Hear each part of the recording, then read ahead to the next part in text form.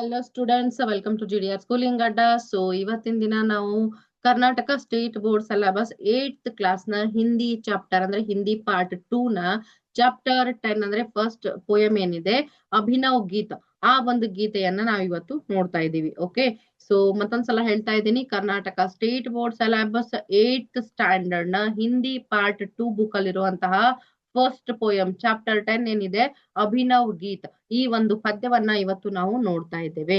Okay, so ನಾನು starting ಅಲ್ಲೇ ಎಲ್ರಿಗೂ ಹೇಳ್ತಾ ಇದ್ದೀನಿ, ತುಂಬಾ ದಿನ ಮಧ್ಯದಲ್ಲಿ ನಾನು ವಿಡಿಯೋಸ್ ಎಲ್ಲ ಮಾಡಕ್ ಆಗಿಲ್ಲ ನನ್ನ ಪರ್ಸನಲ್ ರೀಸನ್ಸ್ ಇಂದ. ಸೊ ಇವಾಗ ನಾನು ಕಂಟಿನ್ಯೂ ವಿಡಿಯೋಸ್ ಹಾಕ್ತಾ ಇದ್ದೀನಿ ಅಂತ ಹೇಳ್ತಾ, ಯಾರಿಗಾದ್ರೂ ಯಾವುದೇ ಸಬ್ಜೆಕ್ಟ್ ಅಲ್ಲಿ ಏನೇ ಡೌಟ್ ಇದ್ರು ಕೂಡ ಕಮೆಂಟ್ ಮೂಲಕ ತಿಳಿಸಿ, I will be clarify. Okay, so ಇವಾಗ ನಾವು ಜಾಸ್ತಿ ಟೈಮ್ ಹಾಳು ಮಾಡ್ಲಾರ್ದೆ ಪೋಯಮ್ ಅನ್ನ ಸ್ಟಾರ್ಟ್ ಮಾಡೋಣ. Okay, so once again Karnataka state board syllabus 8th class Hindi part 2 ನ ಚಾಪ್ಟರ್ ನಂಬರ್ 10 ಅಂದ್ರೆ ಫಸ್ಟ್ ಪೋಯಮ್ ಏನಿದೆ ಅಭಿನವ್ ಗೀತ್, ಆ ಒಂದು ಪದ್ಯವನ್ನ ಇವತ್ತು ನಾವಿಲ್ಲಿ ನೋಡ್ತಾ ಇದ್ದೇವೆ.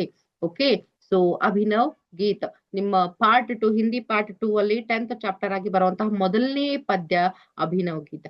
ಈ ಒಂದು ಪದ್ಯವನ್ನ ಬರೆದವ್ರು ಯಾರಪ್ಪ ಅಂದ್ರೆ ಹರಿಶಂಕರ್ ಕಶ್ಯಪ್. ಹರಿಶಂಕರ್ ಕಶ್ಯಪ್ ಅವರು ಈ ಪದ್ಯವನ್ನ ಬರೆದಿದ್ದಾರೆ. ಅವ್ರು ಏನ್ ಹೇಳ್ತಾರೆ ನೋಡೋಣಪ್ಪ. ಈ ಕವಿತಾ के द्वारा बच्चे जिन्हें की कला सीख सकते हैं, कष्ट के समय में भी हंसते रहने और सबको सुख देते रहने की कला का ಪರಿಚಯ ದಿಲಾನ ಇಸ್ ಕವಿತಾ ಕಾ ಉದ್ದೇಶ ಹೇ. ಸೊ ಈ ಒಂದು ಪದ್ಯದ ಮೂಲಕ ಯಾವಾಗ್ಲೂ ನಗ್ನಗ್ತಾ ಇರ್ಬೇಕು, ಬೇರೆಯವ್ರಿಗೂ ಕಷ್ಟದಲ್ಲಿ ಕೂಡ ಅವರಿಗೆ ಸಹಾಯ ಮಾಡ್ತಾ ಇರ್ಬೇಕು, ನಗ್ತಾ ಇರ್ಬೇಕು, ಖುಷಿ ಖುಷಿಯಾಗಿರ್ಬೇಕು ಅನ್ನೋ ಒಂದು ಕಲೆಯನ್ನ ಕಲಿಸ್ಬೇಕು ಅನ್ನೋ ಒಂದು ಉದ್ದೇಶವನ್ನ ಇಟ್ಕೊಂಡು ಈ ಪದ್ಯವನ್ನ ಬರೆದಿದ್ದೇನೆ ಅಂತ ಹೇಳಿ ಹರಿಶಂಕರ್ ಕಶ್ಯಪ್ ಅವರು ಹೇಳ್ತಾ ಇದ್ದಾರೆ. ಓಕೆ, ಸೊ ಪದ್ಯದಲ್ಲಿ ಏನ್ ಕೊಟ್ಟಿದ್ದಾರೆ ಅಂತ ಹೇಳಿ ನೋಡೋಣ. ಓಕೆ, फूल सदा हंसते रहते हैं, खिल खिल कर जरते रहते हैं. ಏನಂತ ಹೇಳ್ತಾರಪ್ಪ, ಫೂಲ್ ಹೂ ಪುಷ್ಪಗಳು ಏನಿದೆ ಅದು ಯಾವಾಗ್ಲೂ ಏನ್ ಮಾಡ್ತಾ ಇರುತ್ತೆ, ನಗ್ತಾ ಇರುತ್ತೆ, ಹಸ್ತೆ ಇರತ್ತೆ ಹೇ ಅಂತ ಹೇಳ್ತಾರೆ. ಯಾವಾಗ್ಲೂ ಹೂ ಅಳೋದನ್ನ ನೀವು ಕೇಳಿದೀರಾ? ಹೂ ಚೆನ್ನಾಗಿ ಅರಳಿ ಅದನ್ನ ನೋಡಿದ್ರೆ ಚಂದ ಅನ್ಸ್ಬೇಕು, ಮನ್ಸಿಗೆ ಖುಷಿ ಆಗ್ಬೇಕು, ಆ ರೀತಿಯಲ್ಲಿ ಇರುತ್ತೆ. ಸೊ ಫೂಲ್ ಸದಾ ಹಸ್ತೆ ರೆಹತೆ ಹೇ, ಕಿಲ್ ಕಿಲ್ ಕರ್ ಜರ್ತೆ ರೆಹತೆ ಹೇ.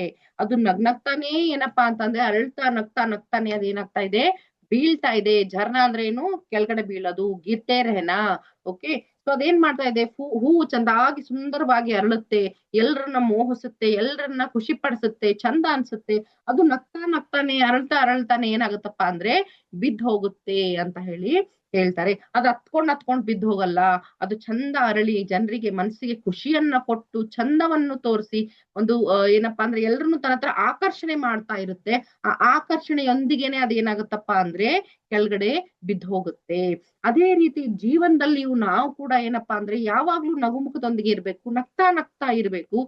ಬೇಜಾರದಿಂದ ಆಗ್ಲಿ ಅಥವಾ ಅಳ್ತಾ ಇದ್ರೆ ಯಾರು ನಮ್ಮ ಹತ್ರ ಅಟ್ರಾಕ್ಟ್ ಆಗಲ್ಲ. ನಾವು ನಗ್ತಾ ಇದ್ರೆ ನಾವು ಕೂಡ ನಗ್ಬಹುದು, ಕಷ್ಟದಲ್ಲಿರೋರ್ಗೂ ಕೂಡ ನಾವು ನಗ್ಸೋದಿಕ್ಕೆ ಪ್ರಯತ್ನ ಮಾಡಬಹುದು.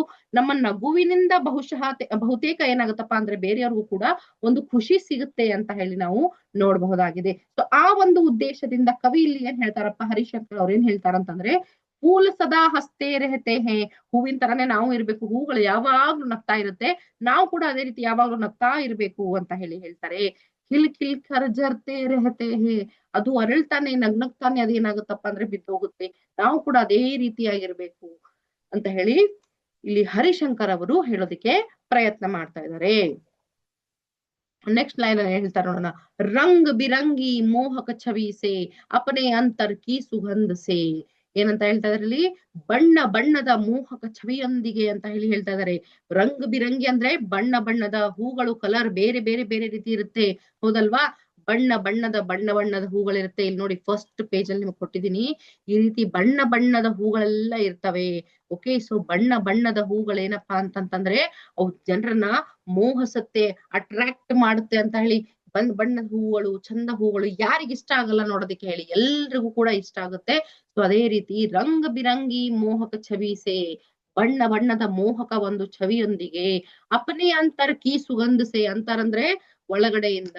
ಓಕೆ, ಸೊ ಆ ಹೂಗಳ ಒಳಗಡೆಯಿಂದ ಬರುವಂತಹ ಒಂದು ಸುಗಂಧ ಏನಿದೆ, ವಾಸನೆ ಏನ್ ಬರುತ್ತೆ, ಹೂವನ್ನ ನೋಡಿ ಯಾರಾದ್ರೂ ಕೆಟ್ಟ ವಾಸನೆ ಅಂತ ಹೇಳ್ತಾರ? ಸಾಧ್ಯ ಇಲ್ಲ. ಹೂವಿನಿಂದ ಬರುವಂತಹ ಪರಿಮಳ ತುಂಬಾ ಚೆನ್ನಾಗಿರುತ್ತೆ, ಸುಗಂಧ ಭರಿತವಾಗಿರುತ್ತೆ. ಸೊ ಅಂತಹ ಒಂದು ಹೂವಿನ ಸುಗಂಧ ಭರಿತ ವಾಸನೆ ಅಂತ ಹೇಳ್ತಾ ಇದ್ದಾರೆ. ರಂಗ್ ಬಿರಂಗಿ ಮೋಹಕ ಛವಿಸೆ ಅಪನೇ ಅಂತರ್ ಕಿ ಸುಗಂಧ ಸೆ ಏನಂತ ಹೇಳ್ತಾ ಇದ್ದಾರೆ, ಬಣ್ಣ ಬಣ್ಣದ ಮೋಹಕ ಆಕರ್ಷಕ ಒಂದು ಛವಿಯಿಂದ, ತನ್ನ ಒಂದು ಛಾಪಿನಿಂದ, ಮತ್ತೆ ತನ್ನ ಒಳಗಡೆ ಇರುವಂತಹ ಒಂದು ಸುಗಂಧ ಭರಿತ ಪರಿಮಳದಿಂದ ಅಂತ ಹೇಳ್ತಾರೆ. ಕನಸೆ ಮನಸೆ ನಿಜ ಜೀವನಸೆ ಏನಂತ ಹೇಳ್ತಾರಪ್ಪ, ತನದಿಂದ ಮನದಿಂದ ದೇಹದಿಂದ ಮನಸ್ಸಿನಿಂದ ನಿಜ ಜೀವನದಲ್ಲಿ ಸಬ್ ಜಗಕ್ಕೂ ಸುರಭಿತ್ ಕರ್ತೆ ಹೇ ಫೂಲ್ ಸದಾ ಹಸ್ತೆ ರಹತೆ ಹೇ ಏನಂತ ಹೇಳ್ತಾ ಇದಾರೆ, ತಮ್ಮ ಒಂದು ಬಣ್ಣ ಬಣ್ಣದ ಮೋಹಕ ಆಕರ್ಷಕ ಛವಿಯೊಂದಿಗೆ, ತನ್ನ ಒಳಗಡೆ ಇರುವಂತಹ ಸುಂದರ ಸುಗಂಧ ಭರಿತ ಪರಿಮಳದೊಂದಿಗೆ, ಶರೀರದಿಂದ ಮನದಿಂದ ಮತ್ತು ನಿಜ ಜೀವನದಿಂದ ಏನಪ್ಪಾ ಅಂತಂದ್ರೆ ಇಡೀ ಜಗತ್ತನ್ನೇ ಏನಪ್ಪಾ ಅಂದ್ರೆ ಸುರಭಿತಗೊಳಿಸುತ್ತೆ, ಏನಪ್ಪಾ ಖುಷಿ ಪಡಿಸುತ್ತೆ, ಸಂತೋಷ ಪಡಿಸುತ್ತೆ, ಮತ್ತೆ ಸದಾ ಯಾವಾಗ್ಲೂ ನಗ್ನಗ್ತಾ ಇರುತ್ತೆ. ಯಾರು? ಹೂವುಗಳು, ಫೂಲ್ ಅಂತ ಹೇಳಿ ಇಲ್ಲಿ ಹೇಳ್ತಾರೆ, ಪುಷ್ಪ ಅಂತ ಹೇಳಿ ನಾವು ಹೇಳಬಹುದು, ಹೌದಲ್ವಾ?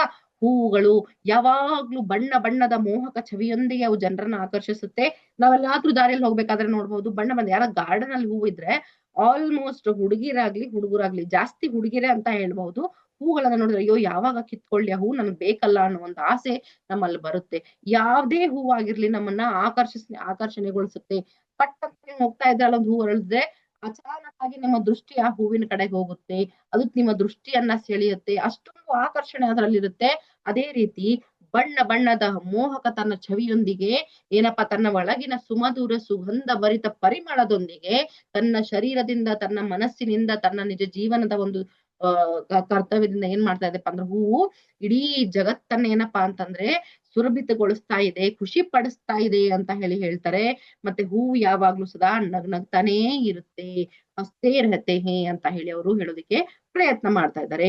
ಇದ್ರ ಅರ್ಥ, ನಾವು ಕೂಡ ನಮ್ಮ ಜೀವನದಲ್ಲಿ ಯಾವಾಗ್ಲೂ ಏನಪ್ಪಾ ಅಂತಂದ್ರೆ ಬಣ್ಣ ಬಣ್ಣದ ಮೋಹಕ ಛವಿ ಅಂದ್ರೆ ನಾವು ಮಖಕ್ ಬಣ್ಣ ಹಚ್ಕೊಳ್ಳೋದಂತಲ್ಲ, ನಮ್ಮ ಖುಷಿಯಿಂದ ನಮ್ಮ ಸಂತೋಷದಿಂದ ನಗುವಿನಿಂದ ಬೇರೆಯವರಿಗೆ ನಾವು ಆಕರ್ಷಣೆಗೊಳಿಸಬೇಕು.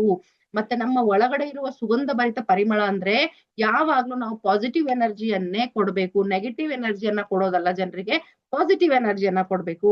ಯಾರಾದ್ರೂ ಏನಾದ್ರು ಕಷ್ಟದಲ್ಲಿದ್ರೆ ನಿಂಗೆ ಒಳ್ಳೇದಾಗುತ್ತೆ ಅಂತ ಹೇಳ್ಬೇಕು. ಅದನ್ನ ಬಿಟ್ಟು ಹೋಗ್ಬಿಟ್ಟು ಅಯ್ಯೋ ಹೌದಾ ಹಿಂಗಾಗಿದ್ಯಾ ನಿನ್ಗೆ ಒಳ್ಳೇದಾಗಲ್ಲ ಬಿಡು, ಇದೇನಾಗುತ್ತೆ ನೆಗೆಟಿವ್ ಎನರ್ಜಿ, ದುಃಖ ಪಡೋರಿಗೆ ಇನ್ನಷ್ಟು ದುಃಖ ಕೊಟ್ಟಂಗಾಗತ್ತೆ. ಆ ರೀತಿ ಯಾವಾಗ್ಲೂ ಮಾಡ್ಬಾರ್ದು. ನಾವ್ ಏನ್ ಮಾಡ್ಬೇಕಪ್ಪ, ನಮ್ ಕೈಲಾದಷ್ಟು ಒಳ್ಳೇದಾಗ್ಲಿ ಅಂತ ಹೇಳಿ ಬಯಸ್ತಾ ಬೇರೆಯವರಿಗೆ ನಾವು ಖುಷಿ ಕೊಡೋದಿಕ್ಕೆ ಪ್ರಯತ್ನ ಪಡಬೇಕು. ನಾವೇನ್ ಮಾಡ್ಬೇಕು, ನಮ್ಮ ಒಳಗಡೆ ಇರುವಂತಹ ಒಂದು ಖುಷಿಯನ್ನ ಸಂತೋಷವನ್ನ ಜನರೊಂದಿಗೆ ಹಂಚ್ಕೋಬೇಕು. ಯಾರಾದ್ರೂ ದುಃಖದಲ್ಲಿದ್ರೆ ಅವರಿಗೆ ಸಮಾಧಾನಗೊಳಿಸ್ಬೇಕು, ಅವರಿಗೆ ಸಾಂತ್ವನ ಹೇಳ್ಬೇಕು. ಅವರ ಕಷ್ಟವನ್ನ ಕಡಿಮೆ ಮಾಡ್ಲಿಕ್ಕೆ ಆಗ್ಲಿಲ್ಲ ಅಂದ್ರೂ ಕೂಡ ಅದನ್ನ ಹೆಚ್ಚಿಗೆ ಮಾಡುವಂತಹ ಕೆಲಸವನ್ನ ನಾವು ಮಾಡಬಾರ್ದು. ಸದಾ ಯಾವಾಗ್ಲೂ ಏನಪ್ಪಾ ಅಂತಂದ್ರೆ ಎಲ್ರನ್ನು ಖುಷಿಗೊಳಿಸ್ಬೇಕು, ನಗ್ನಗ್ತಾ ಇರ್ಬೇಕು ಅನ್ನೋ ಉದ್ದೇಶ ಕವಿ ಇಲ್ಲಿ ಹೇಳ್ತಾ ಇದ್ದಾರೆ. ಓಕೆ, ಸೊ ನೆಕ್ಸ್ಟ್ ಪ್ಯಾರಾದಲ್ಲಿ ಏನ್ ಕೊಟ್ಟಿದ್ದಾರೆ ನೋಡೋಣ. रहो सदा सबसे हिल मिलकर, कष्ट सहो जीवन में हंसकर, जियो सदा सबको सुख देकर, फूल यही हमसे कहते हैं, फूल सदा हंसते रहते हैं. ಕೊನೆಯ ಒಂದು ಪ್ಯಾರಾದಲ್ಲಿ ಅವ್ರೇನ್ ಹೇಳ್ತಾರಂತಂದ್ರೆ, ರಹೋ ಸದಾ ಸಬ್ಸೆ ಹಿಲ್ ಮಿಲ್ಕರ್, ಎಲ್ರ ಜೊತೆಗೆ ಒಟ್ಟಾಗಿ ಕೂಡ್ಕೊಂಡಿರಿ ಅಂತ ಹೇಳಿ ಹೇಳ್ತಾರೆ. ಹೂಗಳು ಯಾವಾಗ್ಲೂ ಗೊಂಚಲದಲ್ಲಿ ಹತ್ರನೇ ಕೂಡ್ಕೊಂಡಿರುತ್ತೆ. ಅದೇ ರೀತಿ ನಾವು ಕೂಡ ಏನಪ್ಪಾ ಅಂತಂದ್ರೆ ಎಲ್ಲರ ಜೊತೆಗೂ ಕೂಡ್ಕೊಂಡು ನಕ್ಕೊಂಡು ಇರ್ಬೇಕು ಅಂತ ಹೇಳಿ ಹೇಳ್ತಾರೆ. ಕಷ್ಟ ಸಹೋ ಜೀವನ ಮೇ ಹಸ್ಕರ್, ಬರುವಂತಹ ಕಷ್ಟಗಳನ್ನ ಜೀವನದಲ್ಲಿ ಏನಪ್ಪಾ ಅಂತಂತಂದ್ರೆ ನಗ್ನಗ್ತಾ ಎದುರಿಸಿ, ದುಃಖ ಪಡಬೇಡಿ, ಟೆನ್ಷನ್ ಮಾಡ್ಕೋಬೇಡಿ ಅಂತ ಹೇಳಿ ಹೇಳ್ತಾ ಇದಾರೆ. ಏನಾದ್ರೂ ಒಂದು ಕಷ್ಟ ಬಂದ್ರೆ ನಕ್ಕೊಂಡು ಅದನ್ನ ಎದುರಿಸ್ಬೇಕು, ಹೌದಲ್ವಾ? ಧೈರ್ಯದಿಂದ ಇರಬೇಕು, ಸ್ಥೈರ್ಯವನ್ನ ತುಂಬಿಕೊಂಡಿರ್ಬೇಕು, ನಗ್ತಾ ಕಷ್ಟವನ್ನ ಎದುರಿಸಿ ಈ ಕಷ್ಟವನ್ನ ಹೇಗಪ್ಪ ಪರಿಹಾರ ಮಾಡೋದು ಅಂತ ಹೇಳಿ ಅದಕ್ಕೆ ಒಂದು ಪರಿಹಾರವನ್ನ ಹುಡುಕಬೇಕು. ಅದು ಬಿಟ್ಟು ಸೋತು ದುಃಖ ಪಡ್ತಾ ಹತ್ಕೋತ ಕೂತ್ಕೊಂಡ್ರೆ ಇಲ್ಲಿ ಕಷ್ಟ ಪರಿಹಾರ ಆಗೋದಿಲ್ಲ. ಕಷ್ಟ ಪರಿಹಾರ ಆಗ್ಬೇಕಂದ್ರೆ ಅದಕ್ಕೊಂದು ನಾವು ದಾರಿ ತೆಗಿಬೇಕಾ, ಆ ದಾರಿ ತೆಗಿಬೇಕು ಅಂದ್ರೆ ನಮ್ಗೆ ಧೈರ್ಯ ಬೇಕಾ, ಬುದ್ಧಿ ಮತ್ತೆ ಶಾರ್ಪ್ ಆಗಿರ್ಬೇಕಾ. ಅದು ಶಾರ್ಪ್ ಆಗಿರ್ಬೇಕಂದ್ರೆ ನಾವು ಗಟ್ಟಿ ಮನಸ್ಸಿನಿಂದ ಇರಬೇಕು, ಖುಷಿಯಿಂದ ಇರ್ಬೇಕು. ನಾವು ದುಃಖದಲ್ಲಿ ಇದ್ರೆ ತಲೆ ಕೂಡ ಕೆಲಸ ಮಾಡಲ್ಲ, ಬರೀ ಅಳೋದ್ರ ಕಡೆಗೆ ಅದ್ರ ಲಕ್ಷ್ಯ ಹೋಗುತ್ತದೆ. ಅದಕ್ಕೋಸ್ಕರ ನಾವೇನಪ್ಪಾ ಅಂದ್ರೆ ಯಾವಾಗ್ಲೂ ಬರೋ ಕಷ್ಟಗಳನ್ನ ನಗ್ನಗ್ತಾ ಎದುರಿಸ್ಬೇಕು, ಧೈರ್ಯದಿಂದ ಎದುರಿಸ್ಬೇಕು ಅನ್ನೋದೇ ಇಲ್ಲಿ ಅವ್ರು ಹೇಳೋದಿಕ್ಕೆ ಪ್ರಯತ್ನ ಪಡ್ತಾ ಇದ್ದಾರೆ. ಯಾರು? ಹರಿಶಂಕರ್ ಅವರು, ಕವಿಯವರು. ಓಕೆ, ಜಿಯೋ ಸದಾ ಸಬಕೋ ಸುಖ ದೇಕರ್, ಬೇರೆಯವರಿಗೆ ಯಾರಿಗೂ ಕಷ್ಟ ಕೊಡಕ್ ಹೋಗ್ಬೇಡಿ. ಸದಾ ಜೀವನದಲ್ಲಿ ನೀವು ಬದುಕ್ಬೇಕಾದ್ರೆ ಸುಖದಿಂದನೇ ಬದುಕಿ, ಬೇರೆಯವರು ಕೂಡ ಸುಖವನ್ನೇ ನೀಡಿ, ಕಷ್ಟವನ್ನ ಕೊಟ್ಟು ನೀವು ಬದುಕೋ ಅವಶ್ಯಕತೆ ಇಲ್ಲ ಅಂತ ಹೇಳಿ ಹೇಳ್ತಾರೆ. ಬೇರೆಯವ್ರಿಗೆ ನಾವು ಯಾವಾಗ್ಲೂ ಏನಪ್ಪಾ ಅಂದ್ರೆ ದುಃಖವನ್ನ ಕೊಡಬಾರ್ದು, ಸುಖವನ್ನೇ ಕೊಡ್ಬೇಕು, ಅವರೊಂದಿಗೆ ಸಂತೋಷದಿಂದಲೇ ನಾವ್ ಇರಬೇಕು ಅಂತ ಹೇಳಿ ಇಲ್ಲಿ ಕವಿ ನಮ್ಗೆ ಹೇಳ್ತಾ ಇದ್ದಾರೆ. ಫೂಲ್ ಯಹಿ ಹಮ್ಸೆ ಕಹತೆ ಹೇ, ಹೂಗಳು ನಮ್ಮಿಂದ ಇದನ್ನೇ ಹೇಳುತ್ತೆ, ನಮಗೆ ಇದನ್ನೇ ತಿಳ್ಸಕ್ ಪ್ರಯತ್ನ ಮಾಡುತ್ತೆ ಅಂತ ಹೇಳ್ತಾರೆ ಕವಿ. ಹೂ ಏನ್ ಹೇಳುತ್ತೆ, ಸದಾ ಅದು ಕೂಡ ಖುಷಿಯಾಗಿರುತ್ತೆ, ಬೇರೆಯವ್ರಿಗೂ ಕೂಡ ಖುಷಿಯನ್ನೇ ಕೊಡುತ್ತೆ. ಹೂ ಯಾರ ಹತ್ರ ಬರುತ್ತೋ ಅವ್ರಿಗೂ ಕೂಡ ಖುಷಿನೇ ಸಿಗುತ್ತೆ ಅಂತ ಹೇಳಿ ನಾವು ನೋಡ್ತೇವೆ, ಹೌದಲ್ವಾ? ದೇವರಿಗೆ ನಾವು ಅರ್ಚನೆ ಮಾಡ್ಬೇಕಾದ್ರೆ ಹೂ ಅರ್ಪಿಸ್ತೀವಿ, ಹೌದಲ್ವಾ? ನಾವೆಲ್ಲಾದ್ರೂ ಫಂಕ್ಷನ್ ರೆಡಿ ಆಗ್ಬಿಟ್ರೆ ಹೂ ತಲೆಯಲ್ಲಿ ಮುಡ್ಕೊಂತೀವಿ. ನಮ್ಮಲ್ಲಿ ಎಲ್ಲಾ ಒಳ್ಳೆ ಕಾರ್ಯಕ್ರಮಗಳಲ್ಲೂ ಕೂಡ ಮೊದಲು ಹೂವಿಗೆನೆ ಆದ್ಯತೆ ಇದೆ. ಮದುವೆ ಸಮಾರಂಭ ಆಗಿರ್ಬೋದು, ಪೂಜೆ ಪುನಸ್ಕಾರ ಆಗಿರ್ಬೋದು, ಮತ್ತೊಂದು ಏನಾದ್ರೂ ಆಗಿದ್ರು ಕೂಡ ಹೂವಿಗೆನೆ ಪ್ರಥಮ ಆದ್ಯತೆಯನ್ನ ನಾವು ನೀಡ್ತೇವೆ. ಕಡೆಗೆ ಮನುಷ್ಯ ಸತ್ರು ಕೂಡ ಸಮಾಧಿ ಮೇಲೆ ಇಡೋದಿಕ್ಕೂ ಕೂಡ ನಮ್ಗೆ ಹೂವು ಬೇಕು. ಆ ರೀತಿ ಹೂವು ಪ್ರತಿಯೊಬ್ಬರಿಗೂ ಸುಖದಲ್ಲಾಗ್ಲಿ ದುಃಖದಲ್ಲಾಗ್ಲಿ ಹೂವು ಜೊತೆಯಾಗಿ ನಿಲ್ಲುತ್ತೆ. ಅದೇ ರೀತಿ ನಾವು ಕೂಡ ಜೀವನದಲ್ಲಿ ಎಲ್ಲರಿಗೂ ಜೊತೆಯಾಗಿ ನಿಲ್ಬೇಕು. ಕಷ್ಟ ಸುಖದಲ್ಲಿ ಒಬ್ರಿಗೊಬ್ರು ಸಹಾಯ ಮಾಡ್ಬೇಕು. ಇನ್ನು ಕಷ್ಟ ಜಾಸ್ತಿ ಮಾಡೋದಲ್ಲ, ಬೇರೆಯವರ ಕಷ್ಟಗಳನ್ನ ಕಡಿಮೆ ಮಾಡೋದಿಕ್ಕೆ ಪ್ರಯತ್ನ ಪಡಬೇಕು. ಸಂತೋಷದಿಂದ ನಗ್ನಗ್ತಾ ಅವರೊಂದಿಗೆ ಇದ್ದು ನಾವು ಅವ್ರಿಗೆ ಏನಪ್ಪಾ ಅಂದ್ರೆ ಜೊತೆ ನೀಡಬೇಕು ಅನ್ನೋ ಒಂದು ಉದ್ದೇಶದಿಂದ ಕವಿ ಈ ಒಂದು ಪದ್ಯವನ್ನ ಬರೆದಿದ್ದಾರೆ. ಸೊ ಅದೇ ಪದ್ಯದ ಮೂಲಕ ನಾವು ಈ ಒಂದು ವಿಷಯವನ್ನ ಅರ್ಥ ಮಾಡ್ಕೊಂಡಿದೀವಿ. ಹೂ ಯಾವ ರೀತಿ ತಮ್ಮ ಜೀವನವನ್ನ ನಡೆಸುತ್ತೆಯೋ ಅದೇ ರೀತಿ ನಾವು ಕೂಡ ನಗ್ನಗ್ತಾ ಎಲ್ಲರೊಂದಿಗೆ ಕೂಡಿದ್ದುಕೊಂಡು ಎಲ್ಲರನ್ನು ಆಕರ್ಷಿಸುತ್ತಾ ನಮ್ಮ ಖುಷಿಯೊಂದಿಗೆ ಎಲ್ಲರನ್ನ ಮನರಂಜಿಸ್ತಾ ನಾವೇನಪ್ಪಾ ಅಂತಂದ್ರೆ ಜೀವನವನ್ನ ಕಳೆಯಬೇಕು. ಎಲ್ಲರೊಂದಿಗೆ ನಾವು ನಗ್ನಗ್ತಾ ಇರ್ಬೇಕು, ಬರೋ ಕಷ್ಟಗಳನ್ನ ನಗ್ನಗ್ತಾ ನಾವ್ ಎದುರಿಸ್ಬೇಕು, ಯಾವಾಗ್ಲೂ ದುಃಖದಿಂದ ಇರಬಾರ್ದು ಅಂತ ಹೇಳಿ ಏನಪ್ಪಾ ಅಂತಂದ್ರೆ ಕವಿ ನಮಗೆ ಹೇಳೋದಿಕ್ಕೆ ಪ್ರಯತ್ನ ಮಾಡ್ತಾ ಇದ್ದಾರೆ. ಓಕೆ, ಸೊ ಪದ್ಯ ಎಲ್ರಿಗೂ ಅರ್ಥ ಆಗಿದೆ ಅನ್ಕೋತಾ ಇದೀನಿ. ಇನ್ನೊಂದ್ಸಲ ಪದ್ಯವನ್ನ ಪೂರ್ತಿಯಾಗಿ ಓದ್ತೀನಿ, ಕೇಳಿಸ್ಕೊಳ್ಳಿ. फूल सदा हंसते रहते हैं, खिल खिल कर झरते रहते हैं, रंग बिरंगी मोह का छवि से अपने अंतर की सुगंध से, तन से मन से निज जीवन से सब जग को सुरभित करते हैं, फूल सदा हंसते रहते हैं। रहो सदा सबसे हिल मिल कर, कष्ट सहो जीवन में हंसकर, जियो सदा सबको सुख देकर, फूल यही कहते रहते हैं, फूल सदा हंसते रहते हैं।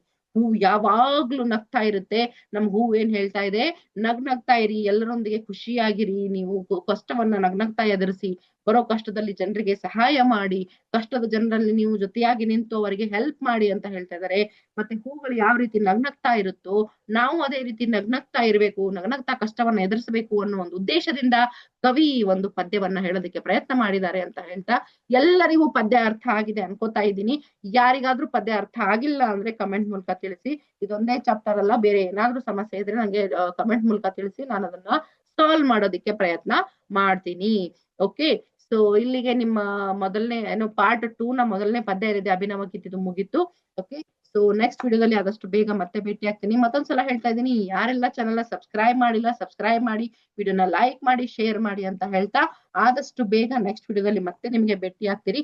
ಮತ್ತೊಂದ್ಸಲಿ ರಿಕ್ವೆಸ್ಟ್ ಮಾಡ್ಕೊಳ್ತಾ ಇದ್ದೀನಿ, ಯಾರಿಗಾದ್ರೂ ಏನಾದ್ರೂ ಸಮಸ್ಯೆ ಇದ್ರೆ ದಯಮಾಡಿ ನನಗೆ ಕಮೆಂಟ್ ಮೂಲಕ ತಿಳಿಸಿ, ನಾನು ಆದಷ್ಟು ಬೇಗ ಅದರ ಪರಿಹಾರವನ್ನ ನಿಮ್ಗೆ ತಲುಪಿಸ್ತೀನಿ.